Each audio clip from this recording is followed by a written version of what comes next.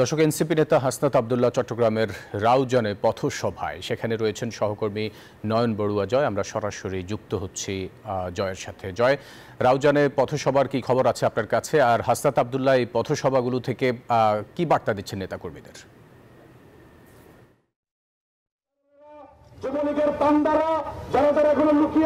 ধন্যবাদ আপনাকে। দেখতে পাচ্ছেন যে আমি রাউজানে যে পথসভা হচ্ছে, এর আগে রাঙ্গুনিয়া পথসভা হয়েছে।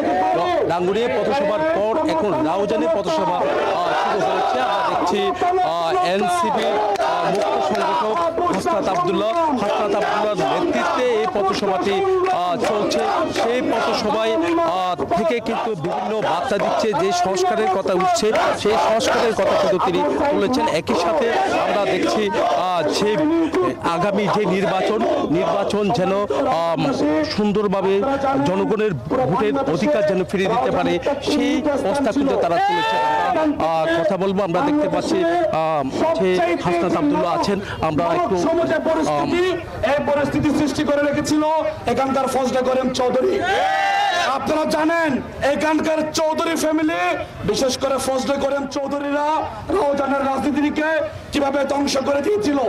আপনারা জানেন কিভাবে গোত্রীয় রাজনীতির ভিতর দিয়ে রাউজানের মানুষের যে সম্ভাবনা ওইটাকে নষ্ট করা হয়েছিল। আমরা এনসিপির পক্ষ থেকে আপনাদের কাছে এসেছি নতুন রাজনৈতিক বন্দোবস্তের কথা বলে, আমরা এসেছি নতুন রাজনীতির কথা বলে, আমরা এসেছি রাউজানের যে রাজনীতি এটাকে কিভাবে আমূল পরিবর্তন করে একটা নয়া রাজনৈতিক বন্দোবস্ত আপনাদের সামনে পেশ করা যায়। আপনারা কি আমাদের মুখ্য সংগঠকের সামনে, আপনারা কি এনসিপির সমস্ত নেতাকর্মীর সামনে আমাদেরকে ওয়াদা দিতে পারেন, যদি ভবিষ্যতে রাউজানে আমরা নির্বাচনের কোনো প্রার্থী দিই, আপনারা কি তাকে জয় করে আনতে পারবেন?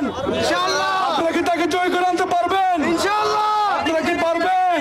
জিলানিকে চাই না। ওকে, যারা যে সমস্ত